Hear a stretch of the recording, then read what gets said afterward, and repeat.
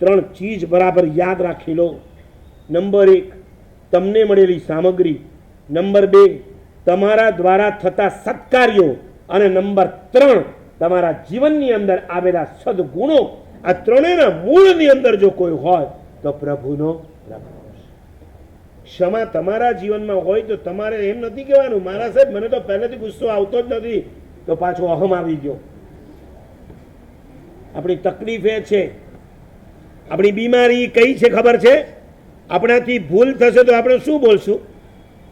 સાહેબ મારાથી, પૂછો આ બહેનો, એક ગરોળી મરી જાય, એક પંખાની અંદર કબૂતરની પાંખ કપાઈ જાય, પ્રાયશ્ચિત લેવા આવશે તો કેવી રીતે બોલશે ખબર છે? સાહેબ આજે મારાથી છે ને ગરોળી કપાઈ ગઈ, સાહેબ મારાથી આમ થઈ ગયું. કર્મણી પ્રયોગ કહેવાય આને.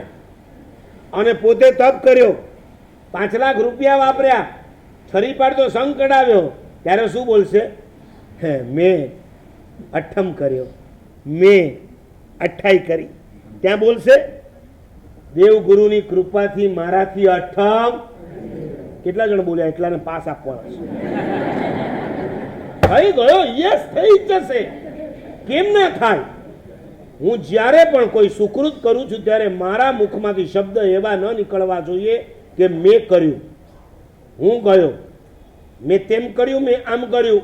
ત્યાં ઈગો સેન્ટરમાં અને સુકૃત સાઈડમાં મારાથી આ કાર્ય થયું, મેં ભગવાનની પૂજા કરી અને ભગવાને મને પૂજાનો લાભ. આ બેમાં કઈ ફરક ખરો? શું બોલો છો તમે? આ બાબતમાં હું મરાઠીઓને મહારાષ્ટ્રની ભાષા, મરાઠી ભાષાને 100 માંથી 100 આપું છું. મહારાષ્ટ્રીયન જ્યારે કોઈ તીર્થની યાત્રા કરીને આવે અથવા તીર્થમાં જાય ત્યારે ક્યારે એમ નહીં કે મેં ભગવાનના દર્શન કર્યા, મી દેવાચે દર્શન કેલે. એ રોંગ વાક્ય પ્રયોગ છે. અચ્છા સાહિત્યકારોને નોવેલ પણ વાંચી જાઓ, પુસ્તક પણ વાંચી જાઓ, ક્યાં એવું નહીં આવે મી દેવાચે દર્શન કેલે. ત્યાં શું બોલશે ખબર છે?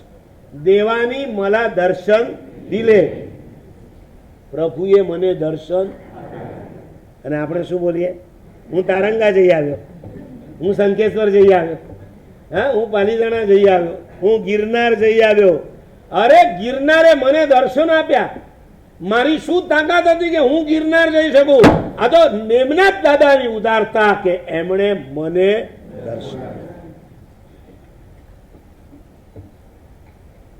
हमने उल्टा सुना, उल्टा किया.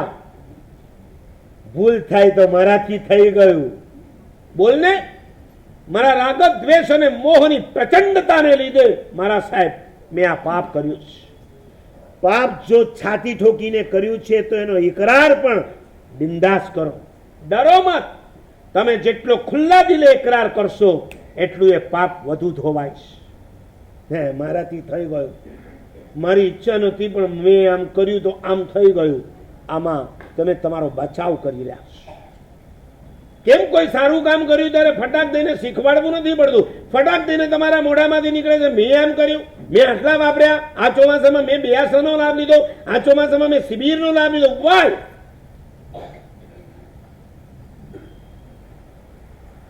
ઓ મમ તુહપ્પા ભાવ. હું શું કરી શકવાનો હતો? મારી કોઈ તાકાત નથી. હું ધર્મ કરી શકું.